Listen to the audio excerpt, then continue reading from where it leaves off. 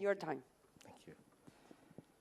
His Holiness Bishop Sorondo and distinguished guests, it is an honor to be here with all of you to discuss our collective response to the global crisis of climate change and modern slavery.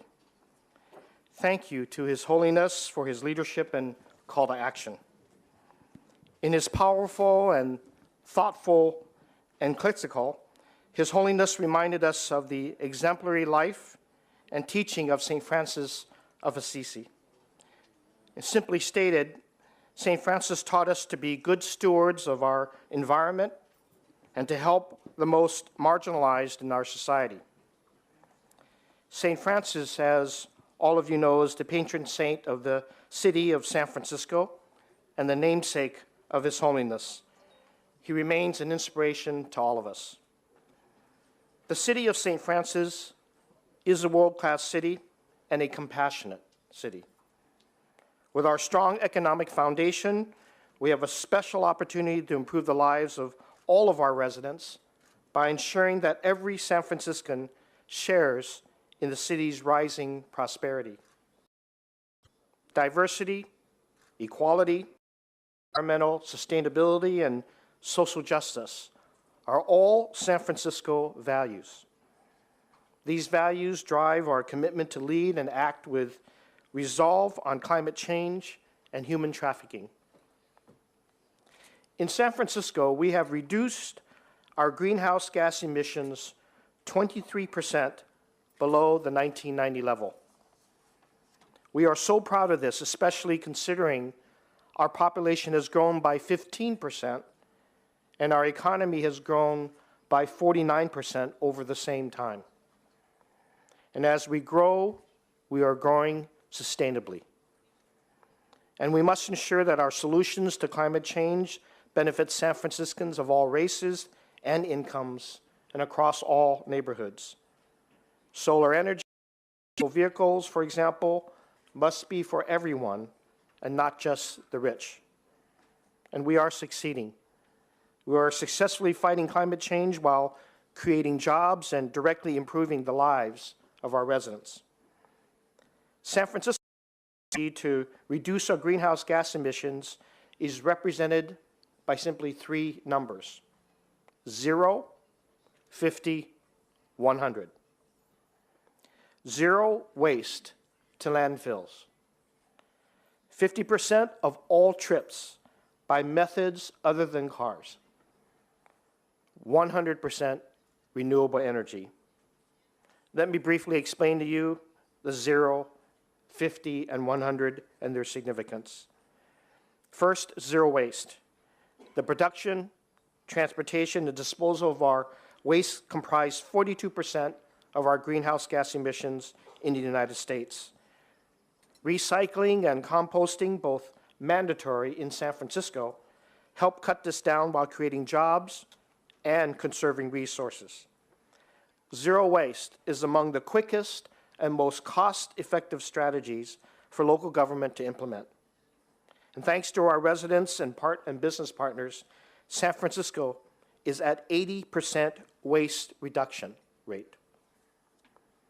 50% transportation. In San Francisco, we're investing every day in bike share, pedestrian networks, and our public transportation system.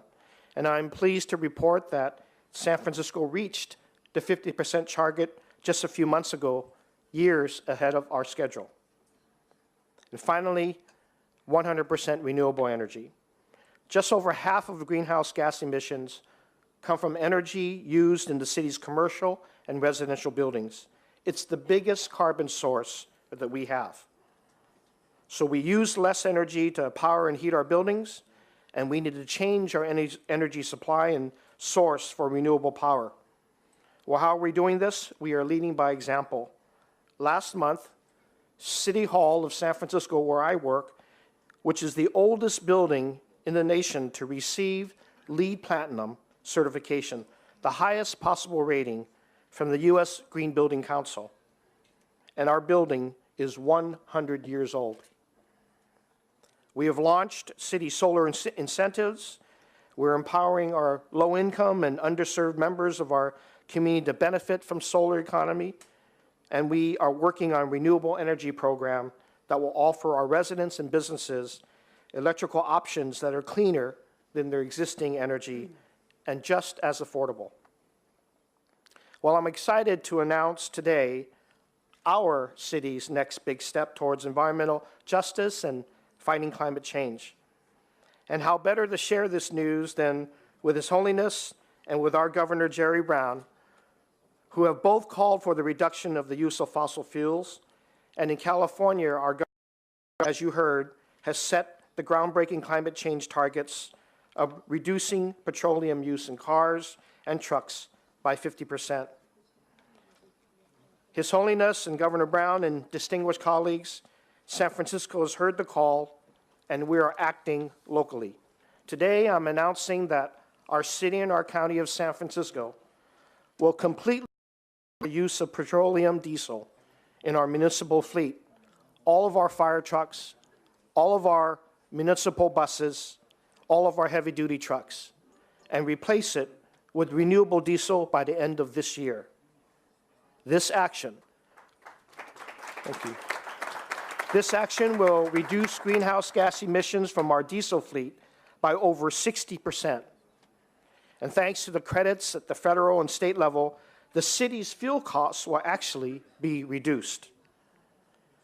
In addition, by transitioning away from petroleum diesel, we will reduce those harmful emissions that cause respiratory problems in our workers and in our community's air quality issues.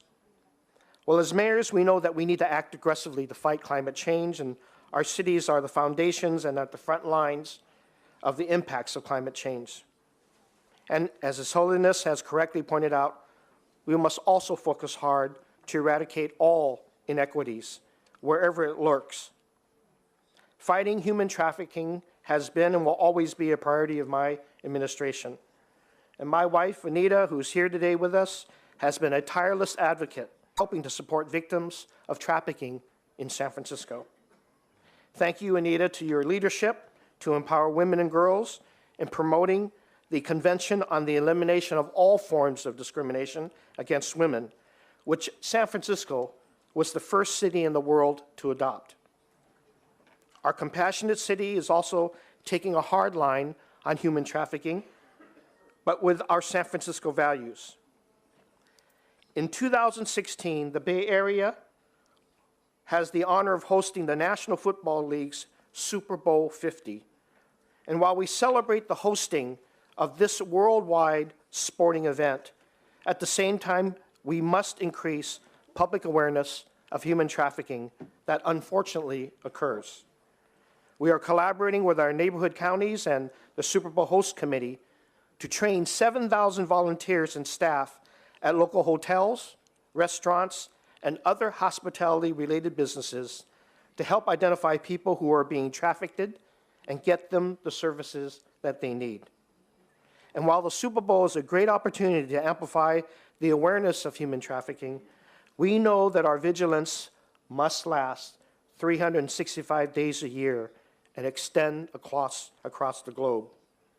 I am motivated by the commitment displayed here today to tackle these difficult issues. But when we come together, all moving in the same direction, we change the trajectory of humanity. Thank you again for allowing me to speak with you today.